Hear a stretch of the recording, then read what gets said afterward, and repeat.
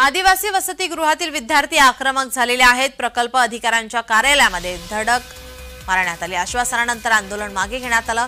महिना उलटूनही डीबीटी योजनेचे पैसे अद्याप मिळाले नाहीत। यामुळे आता आंदोलन करण्यात आलंय। आदिवासी वसतिगृहातील विद्यार्थी आक्रमक पाहायला मिळाले। आश्वासनानंतर आंदोलन मागे घेण्यात आलंय।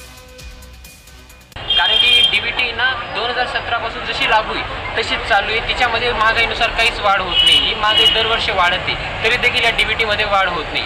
दुसरा मुद्दा तर आम्ही सरांना सांगितलं, सर तुमच्याकडनं जर होत नसेल तर नाशिक आयुक्तालयातून तुम्ही अधिकारी बोलवा। तर सरांनी त्याच्यानुसार नाशिक आयुक्तालयातून अधिकारी बोलवले आणि अधिकाऱ्यांनी आम्हाला सांगितलं की डीबीटी वाढचा जो हा मुद्दा आहे याच्यासाठी 2023 पासून समिती बनली आणि या समितीमध्ये याचा विचार चालू आहे। या समितीतून लवकरात लवकर काहीतरी निर्णय काढण्यात येईल। याच्यासाठी ज्या जिल्ह्यातील विद्यार्थ्यांना वाटते की डीबीटी मध्ये वाढ व्हावी त्या जिल्ह्याने त्या जिल्ह्यातील विद्यार्थ्यांनी आपल्या जिल्ह्यातून निवेदन करावे पीओ सरांना, जिल्हा अधिकारी सरांना की डीबीटी मध्ये वाढ ही करण्यात यावी। कारण की डीबीटी वाढ ही काळाची गरज दिसते।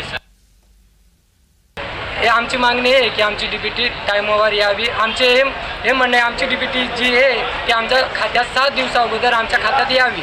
नंतर जर आमचे 7 दिवसा अगोदर आमची डीबीटी नाही आली तर 8व्या दिवशी आमच्या सरांनी आमच्याशी जेवणाची सुविधा करून द्यावी ही आमची नम्र विनंती आहे। आणि आम्ही तिकडे फार दुरून आलोय, पैदल आलोय, मुली पण आले, पैदल आले, सगळे आम्ही आलोय। आणि डीबीटी वाढसाठी पण आम्ही इकडे पत्र लिहिले।